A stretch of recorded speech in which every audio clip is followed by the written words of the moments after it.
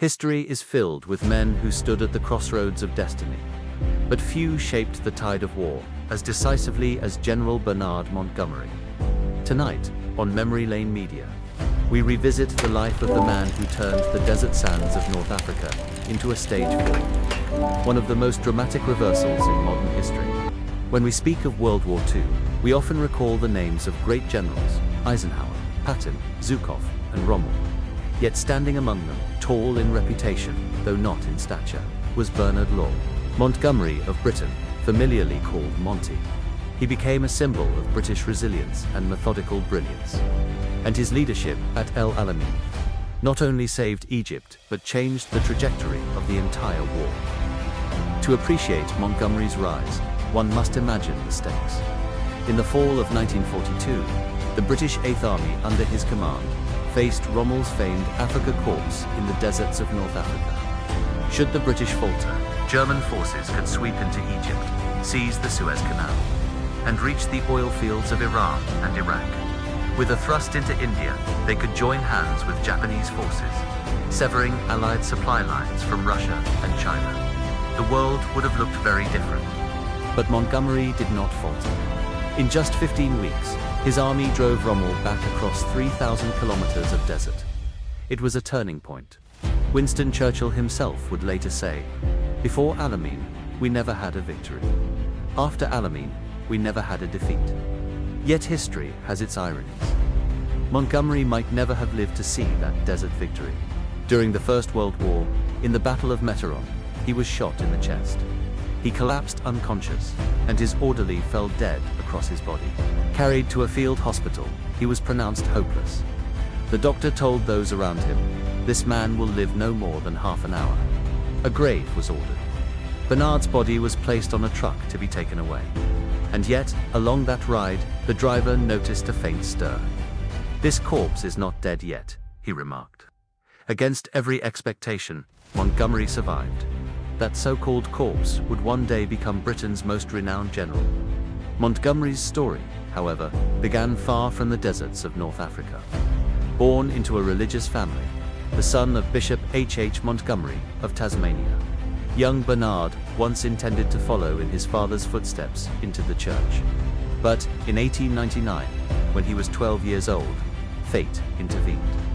Standing on a London street, he watched soldiers marching off to the Boer War. The drums thundered, the bugles rang, the crowds cheered, and something stirred within the boy. His mother told him of his grandfather, Robert Montgomery, a famed general of India. From that day on, young Bernard longed not for the pulpit, but for the command tent. His mother nurtured his spirit with tales of England's great figures: Cromwell, Clive, Drake, Nelson, heroes who dared, who risked, who fought. The boy devoured books of history and adventure, filling his imagination with ideals of honor and duty. His father, in turn, gathered his sons in the library one day and declared, "You are old enough to choose your own paths. But whichever road you walk, never forget to serve your country." Montgomery's choice was clear. He entered Sandhurst, Britain's Royal Military Academy, and became a career soldier. For the next 40 years, his life was devoted to the army. What made Montgomery remarkable was not only his discipline, but his philosophy of leadership. He insisted that victory came not from machines, but from men. "It is not tanks or battleships that win wars," he said, "but the men inside them." His creed was simple: every soldier must carry within him the will to win. To his Eighth Army, he promised that he would never send them into battle unless he was certain of victory. Confidence, preparation, and clarity. These were his gifts to his men. Montgomery followed two personal rules of command. First, never allow the enemy to press so hard that your forces lose order. Second, never fight unless you are sure of victory. He told his troops bluntly, "If I am not certain, I will not fight. If doubt still troubles me, then we are not ready." He was equally firm about discipline.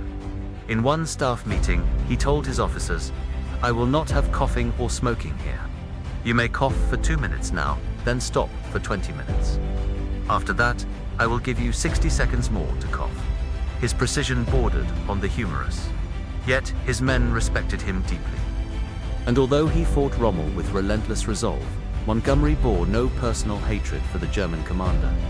Above his bed, he hung Rommel's portrait, saying he hoped to meet the man face to face before battle.